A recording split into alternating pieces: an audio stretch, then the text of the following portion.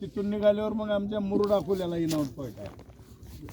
मुरुड अकोला म्हणजे इथून किती 40 किलोमीटर आहे. मुरुड अकोल्याच्या त्या चौकात एक ती बार्शी रोड आहे म्हणून त्याला, जसं ही अंबाजोगाई बीड रोड आहे तसाच तो बार्शी मुंबई रोड आहे म्हणून तिथून उडालं की नीट तुळजापूरलाच बोला, म्हणजे आधी कुठंच नाही त्याचा वरी जायचा. आणि 20 फूट उंचीचा रोड आहे. त्याच्यामुळं काय होणार आहे, ज्याची जमीन जाणार आहे त्याचं तर वाटोळ होणारच आहे. आणि ज्याची त्या रोडच्या बाजूनं जमीन राहणार आहे, पाऊस पडला आता बघा ना पाणी आता वड्याला किती येते काय येते, आजची परिस्थितीच बघायची तुम्ही 4 दिवसात. जर ह्या रोडच्या बाजूने जर पाणी दोन्ही बाजूने जर थांबलं तर त्या बाकीच्या बी शेतकऱ्याच्या रानाने पाणी जाणार आहे ना. समजत माझं तुमचं गेलं माझं नाही गेलं, तुमचा माझा बांधाला बांधा माझं बी वाटलं. त्याच्यामुळं त्या बाजूच्या बी शेतकऱ्यांना सामील व्हायला पाहिजे, पाठिंबा द्यायला पाहिजे. आणि शासनाचं धोरण आहे की एकदम रेडी रेशनरच्या 5 पट आणखी काही त्यांचं धोरण बदललं नाही. आम्ही एकदा 2दा 3दा आम्ही सगळ्यांनी मरून मुख्यमंत्र्याला बी मी स्वतः जाऊन भेटून त्यांना निवेदन दिलं आहे, सगळं केलं. पण काही चर्चा करू, नुसती चर्चा करू म्हणले मला, तर फक्त चर्चा, आपण चर्चा करून मार्ग काढू एवढंच बोललं. त्याच्यानंतर काही त्याचा विषय बी नाही, काही रिपोर्ट दिला. इथल्या अधिकाऱ्याला तर काहीच अधिकार नाहीत कुठला, फक्त जाऊन मोजा आणि बळजबरीनं मोजा, गुलवून मोजा, शेतकऱ्याला फितवा, असं करा तसं करा म्हणू चालू आहे त्याचं. आता ते बकळजण अधिकारी येतील गावात, तुम्हाला म्हणतील बाबा तुला लय पैसे मिळणार आहेत, चांगले पैसे मिळणार आहेत, तू नको यांच्या नादाला लागू, त्यांचा काहीतरी स्वार्थ आहे म्हणून ते विरोध करायला आहेत, तू त्यांच्या नादाला लागून तुझं वाटोळं करून घेऊ नको, याशी माणसं न ठेवायचा कार्यक्रम त्यांचा चालू झाला आहे. आता 1 बार 2 बार तर चालू झाला इथून तिथून.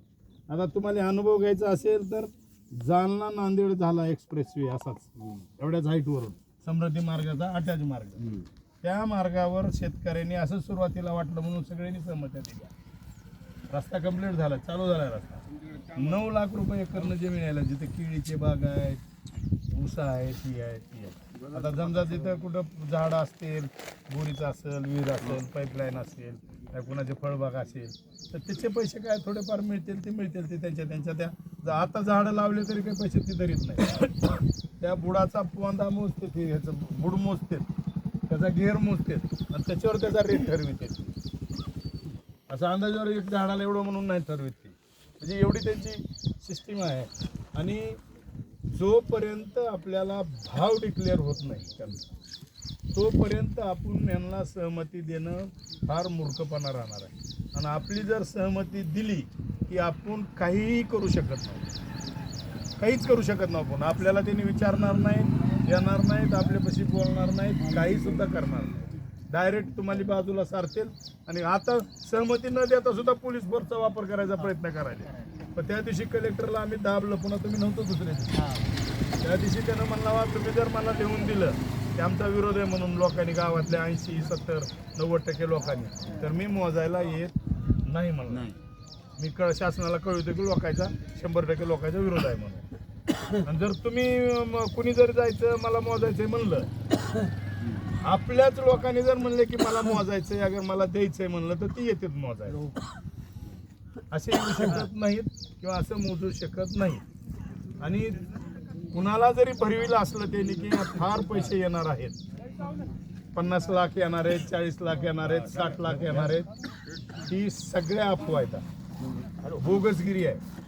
आमच्या इथलाच अनुभव आता माझं स्वतःचं, मी आता माझा परिचय करून देतो. आता बोलत मी अप्पा मुंडे, रामेश्वर माझं गाव आहे, रोय रामेश्वरचं माझं गाव आहे. मी तिथलं, माझी स्वतःची 15 एकर जमीन याच्यामध्ये चालली आहे, शक्तिपीठामध्ये माझी स्वतःची 15 एकर चालली आहे. रमेश कराड आमदाराचा माझा बांधाला बांधत आहे, त्याची 30-35 एकर चालली आहे, माझी 15 एकर चालली आहे. आता ती सत्तेत असल्यामुळं त्याने मोजा म्हणला, आता मला काही विरोध करता येत नाही. पण बाजूला जे आमचे जे सगळे बाकीचे लोक, त्याचं रान सोडून बाकी कुणी मोजू दिलं नाही, आम्ही कुणीच मोजू दिलं नाही. तर ते आमदार आहे, त्यानं म्हणला मला पैसे मिळू अगर न मिळू, मला शासनाला विरोध, मुख्यमंत्र्याला मला विरोध करता येत नाही म्हणून त्यानं तुमचे तुम्ही अडवा म्हणला, मी तुम्हाला अडवू नका सुद्धा म्हणणार नाही. त्याची तेवढी मोजली आमची इथली, जी सत्य आहे ते तुम्हाला सांगू लागलो. नसतं बाकी त्या आमच्या बी लातूर तालुक्यामध्ये कुठंच नाही. चिंचोलीला 1-2 जणांनी मोजू दिली, मांजरीला 1 जणानं, फक्त 20 गुंठे आहे त्याची, 20च गुंठे जमीनच तेवढी आहे त्याची. गेली ते गेली म्हणून माझी काही अडचण नाही, बाकी कोणी मोजू दिली. मुरोडा केला नाही, पुढे बोहेऱ्याला नाही, चाट्याला नाही, कवट्याला नाही, अंदोरा नाही, पुढं नाहीच. पुन्हा उस्मानाबाद जिल्हा चालू झाला. पण एवढीच मोजणी झाली आहे.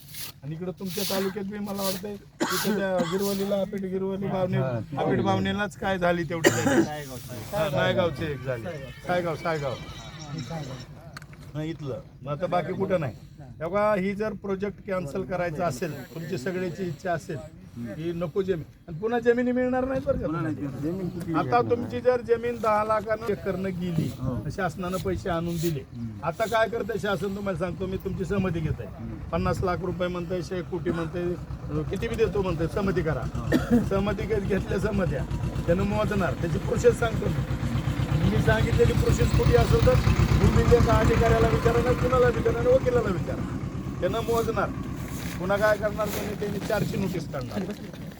कसं आहे 4ची नोटीस काढणार त्यांनी. 4ची नोटीस काढून 4च्या नोटीसमध्ये त्यांनी काय करणार की तुमचं एवढं क्षेत्र जात आहे, कुणाचा काही आक्षेप आहे का तुमच्या भावाचा कुणाचा, ते आक्षेप नोंदवायला 15 दिवस 1 महिन्याचा वेळ देते. त्याच्यात आक्षेप नोंदणी झाली, फायनल झालं की पुन्हा अवॉर्ड फायनल करते.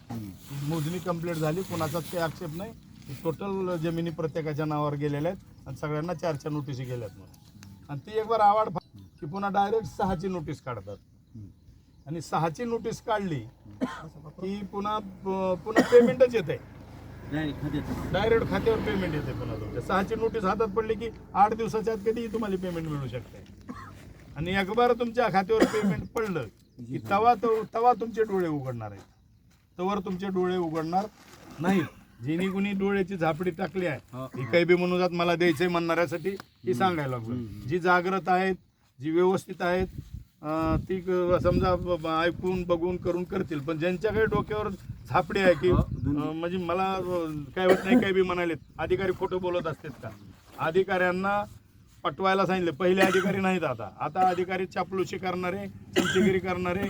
त्यानं म्हणलं नाही कलेक्टर परवा दिवशी आम्हाला, तुम्ही मला शिव्या दिल्या, अगर काही केलं तरच मला बक्षीस मिळेल ना म्हणला तिकडून मुख्यमंत्र्याकडून. म्हणला का नाही म्हणला? हा, मग मी त्याचं काम करायलोय म्हणलं, तुमचं नाही म्हणला, तुमचा काही संबंध नाही म्हणला, पगार घ्यायलोय म्हणला शासनाची. म्हणजे ह्या जेवढा तुम्ही विरोध करता हा तेवढं मला बक्षीस मिळणार आहे म्हणलं मोठं. मी कशाला तुमची बाजू घेऊ म्हणला, काय संबंध आहे परवा बोलताना. मग ही अधिकाऱ्याने जरी एखाद्या बोलला आणि त्याची उद्याच्याला उचल बांगडी झाली, 8च दिवसात बदली झाली बोलणाऱ्याची. एक बार तुमची सहमती घेतली आणि त्याची बदली झाली, दुसरा नवीन आलेला काय म्हणणार आहे?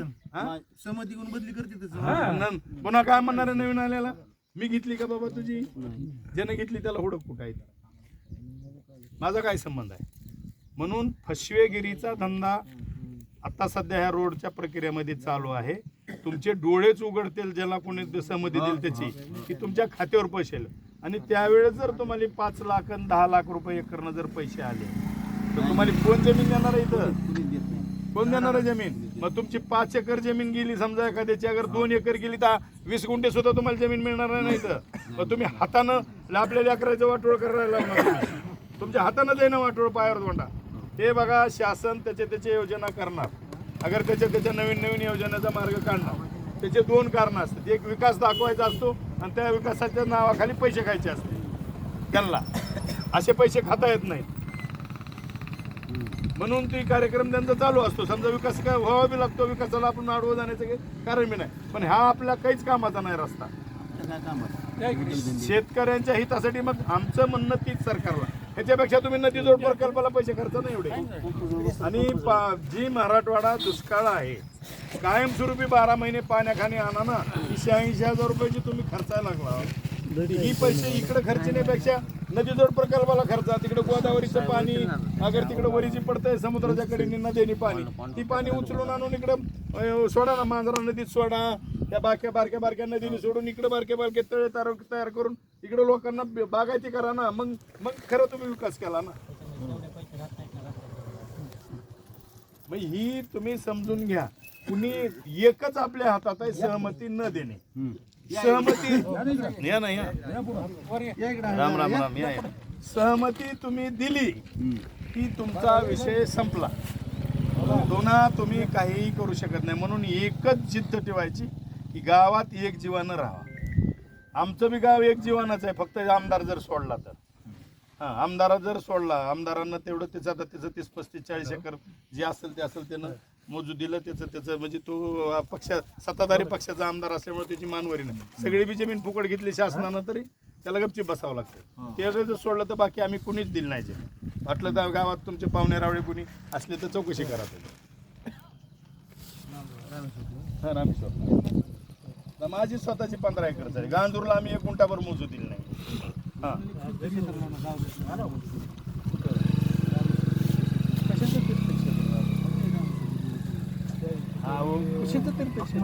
तीच सांगालो की मी हे आमदाराचे भाऊ, त्यांच्या घरचे माणसं, त्यांच्या घरचे 30 का 40 खातेदार आहेत आणि बाकीचे 50 खातेदार आम्ही बाकी आहोत.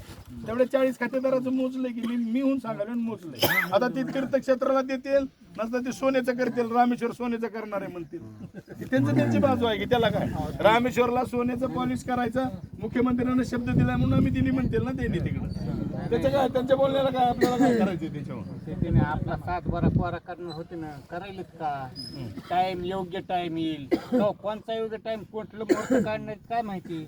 रस्ता न सहमती देणे आणि न मोजू देणे, एवढ्या 2च गोष्टी आपल्या समोर आहेत.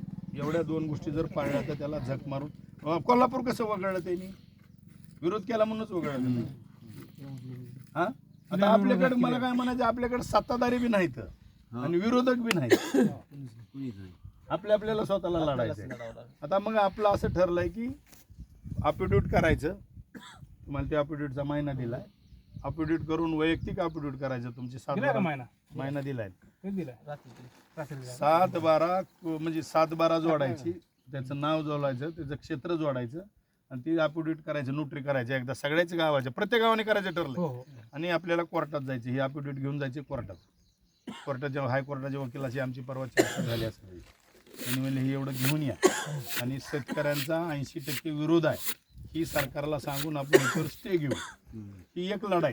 कोणती, न्यायालयीन लढाई. दुसरी लढाई, आपण रस्त्यावर उतरून आपण कलेक्टरला निवेदन देऊ, तुमचे 7-12 झाल्या सगळ्या. हो, तुमच्या बी गावच्या घ्या, भारतच्या बी. ही सगळं तयार झाले की मी स्वतः येतो, आपण कलेक्टरला जाऊ आणि कलेक्टरला सांगू की आमचा सगळ्याचा विरोध आहे, तुम्ही मोजायला यायचं नाही. आणि ही सांगून आपल्याला शेवटी रस्ता रोको म्हणा, अगर आणि कुठली गोष्ट करायची जी येईल ती निदर्शनं कमी होऊ द्यायची नाही. तर गावगाव बोर्ड लावून टाका. गाव बंदी आहे आमच्या इथं. आमचं 100% गाव याच्या विरोधात आहे, शक्तिपीठाच्या विरोधात असल्यामुळे आमच्या गावातलं मोजायला यायचं नाही. म्हणून इथं एक बोर्ड लावायचा, तिकडे एक बोर्ड लावायचा. आपल्या चौकात आपल्या करा, जिथे गावाने बोर्ड आम्ही चालू करायला होत लावायला. ही सगळं जन आंदोलन आहे. ही काही तुमच्या माझ्या एकट्याच्या हिशोबाचा नाही. ह्याला काही कुणी पैसा पुरविणार नाही, अगर काही करणार नाही. फक्त स्वतःच्या काही कुणाला पैसे द्यायची बी गरज नाही, कुणाची घ्यायची बी गरज नाही. जिथं कुठं आंदोलन असेल तिथं सगळं स्वखर्चानं तिथपर्यंत येणे, आंदोलनात सहभागी होणे, सोबत राहणे आणि माघारी येणे. एवढं जर केलं तर ही कॅन्सल होईल. जसं हरियाणा 3 आपल्या काळे 3 कायदे लावले होते सरकारनं, मोदीनं 3 वर्षाखाली, आठवतं ना तुम्हाला. हरियाणाच्या बॉर्डरला, सिंधू बॉर्डरवर पंजाब आणि हरियाणाच्या लोकांनी 2 वर्षे उठले नाही तिथे. रस्ताच ब्लॉक होता, मेन हायवे रस्ता ब्लॉक. 2 वर्षे झक मारून केंद्राला, सरकारला ती मागं घ्यावा लागला. कायदा घेतला का नाही, कायदा मागं, ही सत्य आहे का नाही. मग ही तर कोण आहे महाराष्ट्रातील सरकारनं, केंद्र सरकारनं देशामध्ये लावलेला कायदा मागा घेतला. फक्त 2च राज्याच्या लोकांनी आंदोलन केलं, चक्री आंदोलन, उपोषण. तिथून उठलेच नाहीत. भांडे बासणं जेवणं तिथं रोडच ब्लॉक. त्या रोडनी जाताच येत नव्हतं ना 2 वर्षे. बाहेरून जायचं बाजूनं, ते हायवेच बंद होता तुमचा. दिल्ली लाहोर रस्ताच बंद होता ना. मग तसं आपल्याला करावं लागेल तर हा रस्ता कॅन्सल होणार नसता. एक इकडे एक तिकडे गेलं तर करणार नाही. सगळ्याच्या मनगुटीहून जाणार रस्ता आणि सगळे भिकाला लागणार, कुणाचं काही उरणार नाही मागं. मग आता बघा, तुम्हाला काही ठेवायचंय का घालवायचंय हे तुमच्या हातात आहे. बरं, आपण ते बॉन्ड जे अफिडेविट करून द्यायचं. बॉन्ड नाही द्यायचा, आपल्या साधे आपण लिगल पेपर. बॉन्ड पण घ्यायचं नाही. ज्याची त्याच्या नावानं करायचं, म्हणजे सामूहिक केलं तर ते म्हणतात जबरदस्तीनं केलं.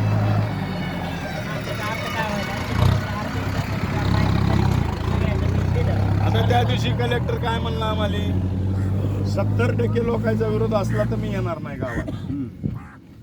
1% कमी असला तर मी येऊन मग बघ त्यांचे बी मोजणार आणि तुमचे बी दंडुकीच्याने मोजणार. म्हणजे एवढी त्याची दादागिरी. जर विरोध केला कोणी तर त्याला मी मध्ये टाकणार. ती म्हणायचं असतं एक बार उचलून टाकल्यावर काय करते ते काहीच बघायचं नाही. त्यानं जर तसं करायला मी येतो ना सोबत. त्यानं जर त्या पद्धतीनं चालला तर काही नाही, त्याची गाडी एकट्याची तिकडं अडवायची, पोलीस बिलीस इकडंच राहू दे, साहेब जरा उतरून बोलायचं म्हणे, हाणायचा धरून तिथंच कण कण कण वाजवायचा. हां गापी गनिमी गावा. त्यानं पुन्हा म्हणे येऊन इकडं पोलीस राहिना तिकडंच कुणं मारलं काय माहिती, तिथंच अडवायचं येणाऱ्या रस्त्यावर, साहेब जरा काम आहे तुमच्याकडे महत्वाचं, आम्हाला सहमती द्यायची, उतराखाली जरा म्हणायचं, हाणायचा धरून येशील का इकडं म्हणून. जर लय माजलेवणी करायला ते शेवटचं पाऊल आहे. ठीक आहे, आज आपल्या हातात घ्यायची गरज नाही.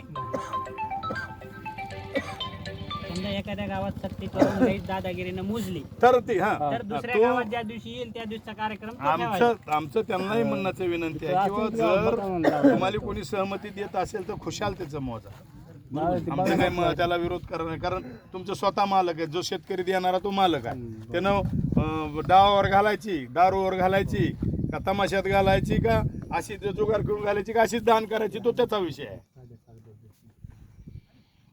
त्याच्यामुळं सगळ्यांनी मिळून एकत्रित राहिलं तर ही चांगला लढा पेटल आणि सोबत राहिला तर सगळ्या गोष्टी चांगल्या होतील. कारण तुम्हाला एकाच वाक्यात आता किचकट कायदे सांगण्यानं काही उपयोग नाही. तुम्हाला पैसे समाधानकारक मिळणार नाहीत. समृद्धी महामार्गाला त्यांनी 100-150 GR आहेत त्यांचे.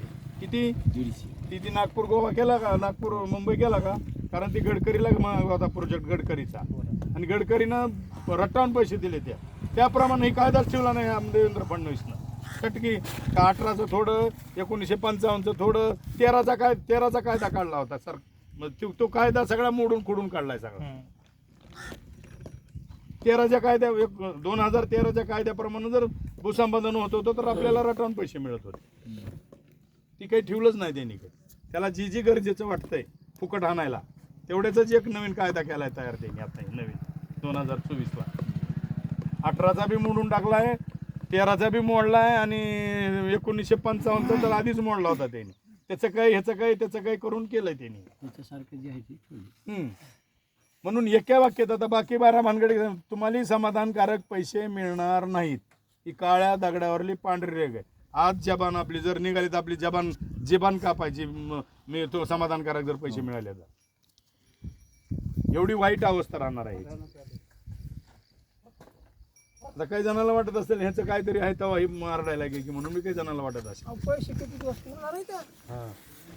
पैसे किती दिवस पुरणार आहे? ही सगळ्यांनी अभ्यास करा. आणि आपलेच बंधू आहेत सगळे गावातले बी. तुमच्या गावातले राजकारण असेल, गावातले हे दवे असतील ते इशीवर, इशीच्या बाहेर आले की एक किंवा अंगदरी गाव बघा कसं चालतंय ती एक जीव. आता इथलं शेजारच आहे की हा गावात एकूण एकाला काटाकाटी आणतात, बाहेरचा माणूस तिथं आला तर येऊ देत नाही त्याला मध्ये. त्या पद्धतीनं राहायचं तर ही तुम्हाला लढा जिंकणार आहो. पैसे बी जरा समजा उद्या कुणाला द्यायचे ते पैसे तरी समाधान कमीत कमी मला काय म्हणायचे की 50, 60, 70 लाख रुपये एकर आला तर आपल्याला 1-1.5 एकर येईल, एखादं घर बांधता होईल, अगर काहीतरी होईल ना. मग गेलं तर गेलं, जाऊ वाटेल आपल्याला. ती बी नाही ना. पण जमीन मिळणारच कुठं? जमीन भाव किती वाढतील उद्या जमिनीचे. आता 35 लाख भाव आहे जमीन. आणि शक्तीपीठातून बकरा आलाय म्हणल्यावर 50 लाख बकरच म्हणतात. आज 35 लाख भाव आहे जमिनीचा. इथल्या इथं धांदेवाला इथं तुम्हाला 5 रुपयाला प्लेट दिली भाज्याचं, दुसरं आलं नाही त्याला 10 रुपये लावते. आज तुम्हाला चहा भेटायला का 10 रुपयाशिवाय चांगलं, हे विचार करा ना. आता तुम्ही आता काय करा होय, आता तुम्ही अपडेट करायला लागा मार्गाला आणि आज त्यांना 5 वाजेपर्यंत देऊन टाका ते तुमच्या गावचं. टाईपच करून आणा किती सगळं काय आहे, टाईप करून आणायचं, त्याची झेरॉक्स काढा आणि प्रत्येकाचा गट नंबर तेवढा हाताने लिहायचं आणि सह्या करायच्या. सांगितलं आपल्याला सांगितलंय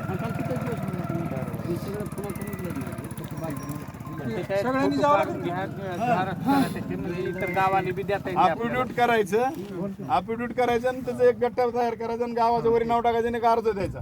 ग्रामपंचायतच्या लेटर पॅडवर दिला तरी चालेल किंवा ह्या गावचा 100% विरोध आहे, 80% विरोध आहे, 90% विरोध आहे, 99% विरोध आहे. त्याच्यामुळे आमच्या गावाला मोजणी करा येऊ नये आणि शासनाला कळवावं की आमचा पूर्ण विरोध आहे म्हणून असं पत्र देऊन टाकायचं डेप्युटी कलेक्टर.